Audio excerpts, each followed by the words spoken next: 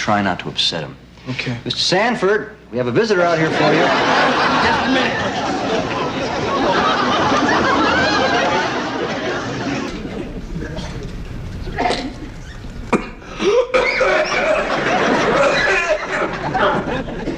Smoking less, but enjoying it more.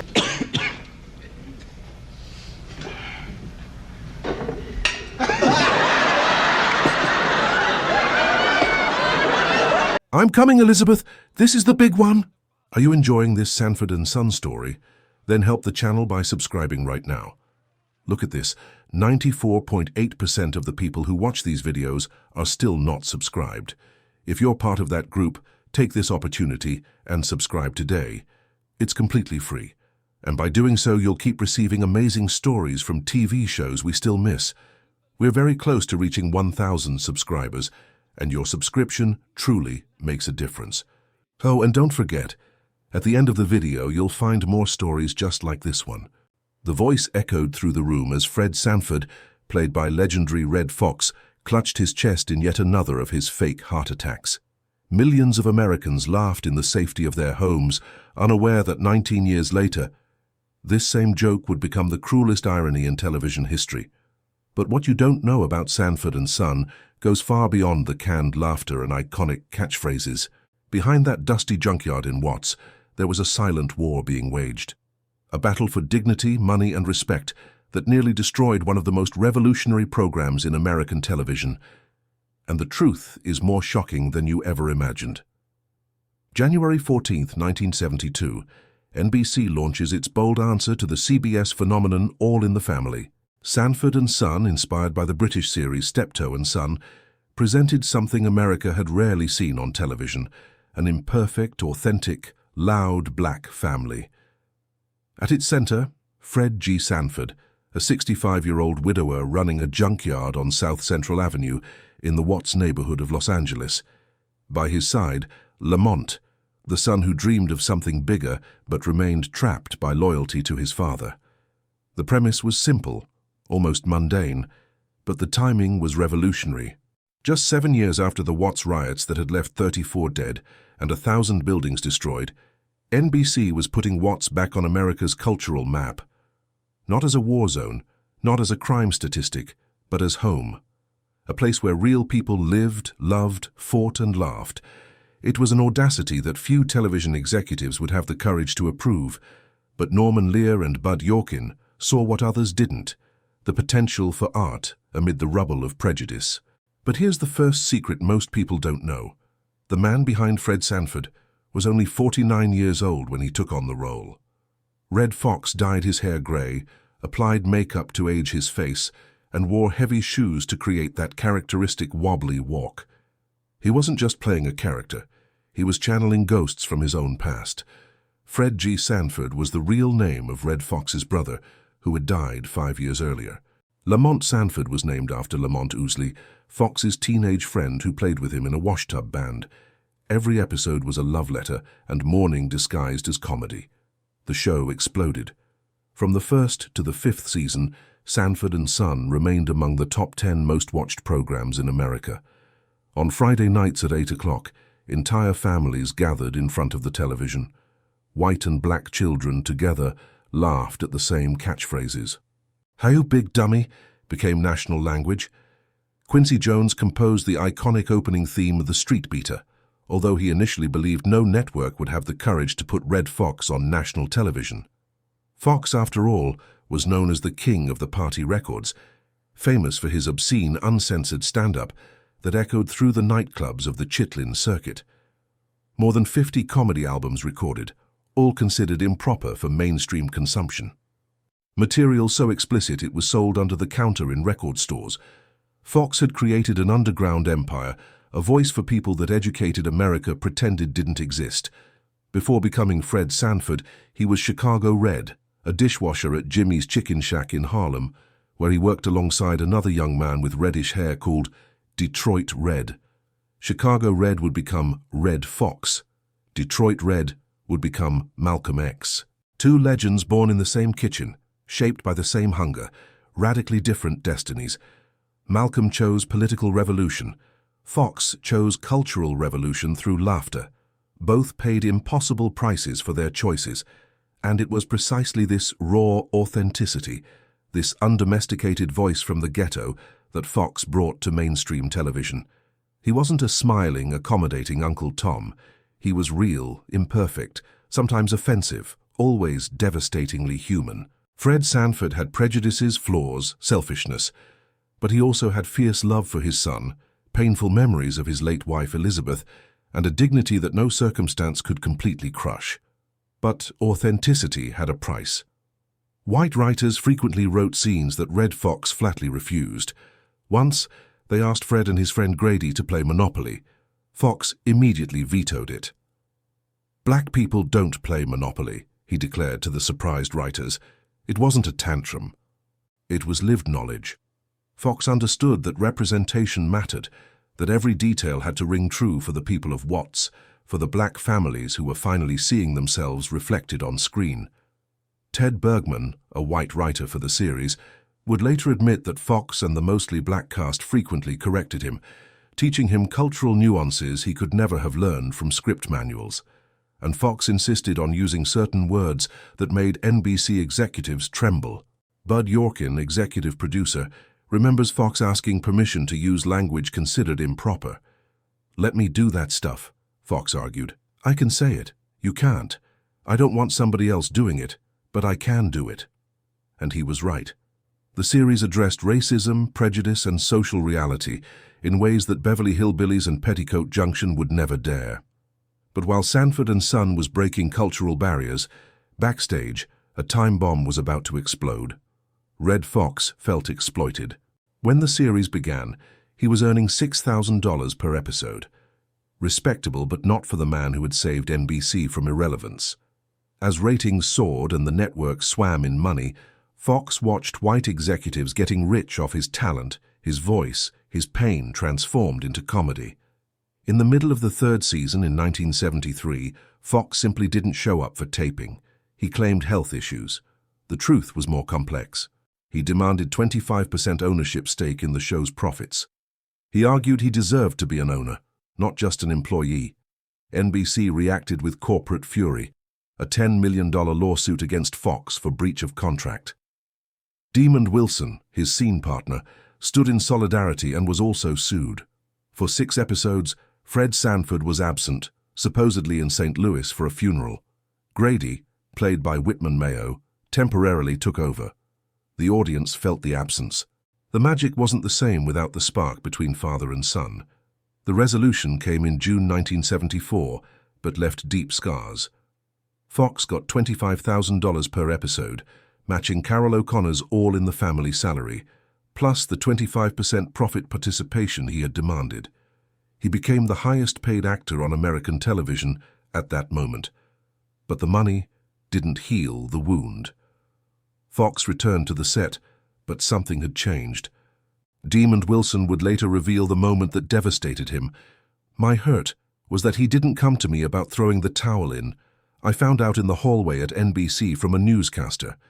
The man who called Lamont, 'You big dummy' on screen had betrayed the trust of the man who played his son off it. Wilson had a $1 million contract waiting at CBS to do Baby, I'm Back. He forgave Fox, but never forgot. The love was there," Wilson reflected years later. "You can watch any episode and see that, but I never forgot." The tensions didn't stop. Fox felt imprisoned by his own success. In Las Vegas, where he had worked before, he had freedom, creative control, balanced life. He performed at night, slept late, lived by the casino's rhythm. On Sanford and Son, he was exhausted. He was hospitalized several times during the show's peak, victim of the relentless stress of producing 24 episodes per season. Week after week, year after year, pressured to be funny on demand, to make millions of people laugh while he himself was falling apart. When the series began, Fox and Wilson didn't even have their own dressing rooms. They dressed in the men's bathroom, like second-class actors, while NBC profited fortunes from their performances. As the series established itself as a cultural phenomenon, conditions improved marginally, but Fox's resentment only grew. Are you enjoying this Sanford and Son story? Then help the channel by subscribing right now. Look at this, 94.8% of the people who watch these videos are still not subscribed. If you're part of that group, take this opportunity and subscribe today. It's completely free. And by doing so, you'll keep receiving amazing stories from TV shows we still miss. We're very close to reaching 1,000 subscribers, and your subscription truly makes a difference. Oh, and don't forget, at the end of the video, you'll find more stories just like this one. He saw NBC selling syndication rights for $1 million while the content creators fought for crumbs. He watched white executives buying mansions and yachts with money generated by his creativity, his voice, his blood transformed into entertainment. And each season, the distance between what he received and what he generated became more obscene, more unbearable. There were nights when Fox couldn't sleep, tossing and turning, thinking about the numbers.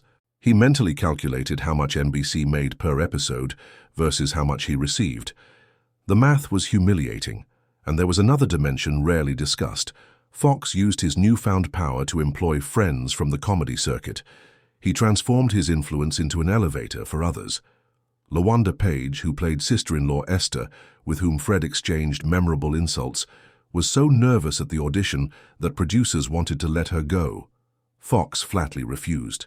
"That's LaWanda, and I know she can do it. Just give me some time with her." Page stayed, and together they stole scenes, transforming their verbal battles into pure comic art.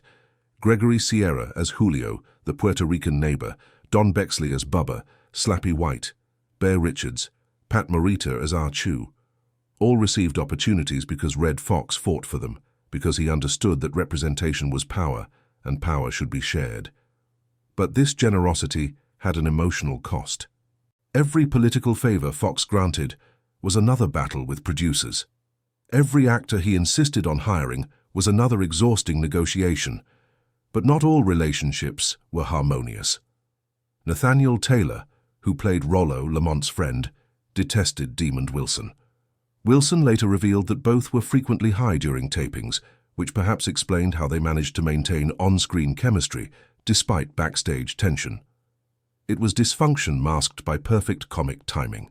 And then there was Richard Pryor, who co-wrote 2 second-season episodes with comedian Paul Mooney. The Dowry and Sanford and Son and Sister makes 3. Pryor, who had performed at Fox's Comedy Club in Los Angeles and was a declared fan, brought his sharp sensibility to the series, pushing even further the limits of what television could discuss. These collaborations represented something bigger, a lineage of black comedians who refused to soften their truth for white comfort. March 1977, the point of no return. ABC made Red Fox an irrefusable offer, his own variety show, the Red Fox Comedy Hour, with a salary that would make NBC look cheap. Fox, tired, resentful, and convinced he deserved more, accepted. Sanford and Son was cancelled after 6 seasons. NBC tried to save the franchise with Sanford Arms, focusing on the tenants of the building the Sanfords had bought during the series. It failed miserably. In 1980, they tried again with Sanford, bringing Fox back but without Demond Wilson, who flatly refused to return. "I hadn't spoken to him since 1977, Wilson said. "When they approached me for a Red Fox 50th anniversary special around 1983, I met him at his office, but he was less than affable. I told those guys it was a bad idea." Sanford lasted only 1 season. The Red Fox Comedy Hour, cancelled after just 13 episodes. The irony was brutal. By fleeing Sanford and Son, Fox had left behind the role that would define him forever. The 80s were cruel to Red Fox. His tendency toward extravagant spending caught up with him. In 1983, he declared bankruptcy. The IRS seized almost all his personal belongings for tax debts. The man who had been the highest-paid actor on American television was broke, not just financially, but emotionally. But he kept working. He kept doing stand-up in Las Vegas. He remained a living legend, even though his peak was behind him. In 1989, Eddie Murphy, who idolized both Fox and Richard Pryor, cast them both in Harlem Nights, his directorial debut film. It was a tribute, an acknowledgement of the debt that an entire generation of black comedians owed to those pioneers. October 11th, 1991. The set of The Royal Family, a new sitcom produced by Eddie Murphy starring Fox and Della Reese. During rehearsal, Fox staggered, grabbed a chair, and fell to the floor. At first, everyone laughed. Of course they laughed. It was Red Fox, the man who had spent 5 years faking heart attacks as Fred Sanford, screaming, "I'm coming, Elizabeth," whenever he wanted to manipulate Lamont. It was one of his tricks. It had to be, but it wasn't. When they finally realized it wasn't an act, it was already too late. Fox was rushed to Queen of Angels Hollywood Presbyterian Medical Center. 4.5 hours after admission, he was pronounced dead. He was 68 years old. The joke that made him immortal became the tragedy that killed him. Elizabeth finally called him, and this time it was real. The legacy of Sanford and Son transcends the laughter. It was one of the first mainstream programs to present a black family with respect, warmth, and genuine affection, without sanitizing their reality. Before Good Times and the Jeffersons, there were Fred and Lamont Sanford arguing, loving, surviving in Watts. The series opened doors that had been locked for generations. Jamie Foxx chose his stage name as a tribute to Red Fox. Chris Rock cited Fox as a fundamental influence. An entire lineage of comedians drank from that fountain. But the price of this revolution was high. Red Fox died without having fully reconciled with Demond Wilson. He died in debt despite having created something worth millions to NBC. He died knowing Hollywood had used and discarded him. And yet, he won. Because Fred Sanford still lives, in infinite reruns, in collective memories, in every comedian who refuses to soften their truth.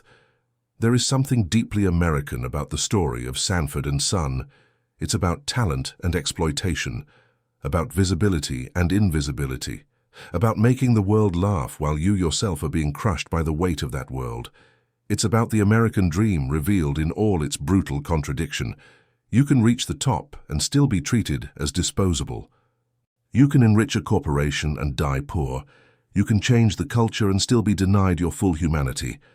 Red Fox transformed his pain into art, his loneliness into connection, his anger into laughter that echoed for decades. He fought for dignity in a system that preferred to keep him docile and grateful. He lost financial battles, but won the cultural war that truly mattered.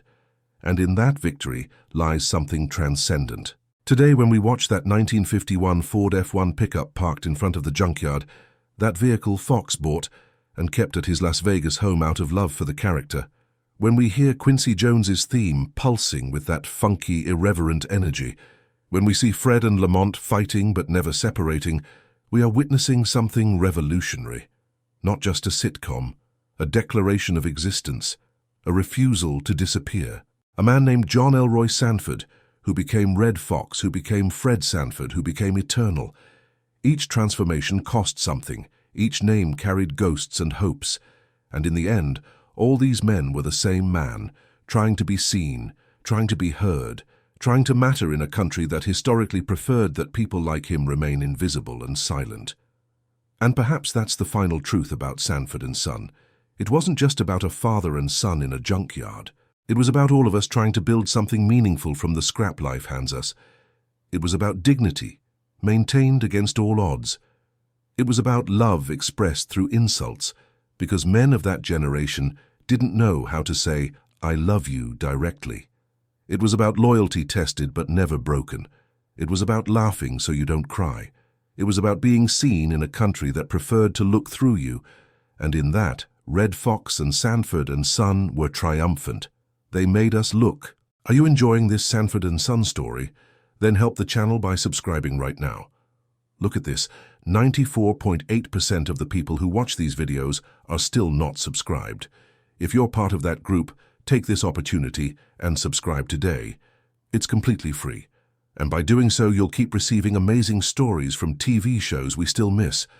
We're very close to reaching 1,000 subscribers, and your subscription truly makes a difference. Oh, and don't forget, at the end of the video, you'll find more stories just like this one. They made us laugh, they made us think, and 50 years later, we're still looking. "You big dummy," Fred yelled at Lamont. But what he was really saying was, "You're my son, and I would do anything for you, including pretending I don't love you to protect my broken heart." "I'm coming, Elizabeth," he cried out. But what he was really saying was, I'm terrified of being alone. I'm haunted by loss. I'm desperate for connection in a world that's become too cold without you. Behind every joke was raw and true humanity, vulnerability masked by bravado. Behind every episode were backstage battles the audience would never see. Behind the phenomenal success was a man fighting to be treated as human, not as commodity. And when Red Fox finally left this world, he left something no one can take away. A work that changed television forever. A legacy that continues to inspire generations. A truth that resonates to this day.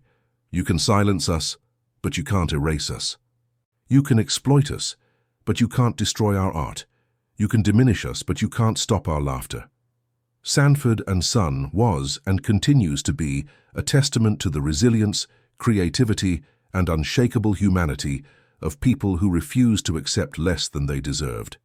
And in that refusal, in that tireless fight for dignity and recognition, Red Fox left us the greatest gift of all, permission to be completely, messily, gloriously human, even when the world insists we be smaller than we are, especially then.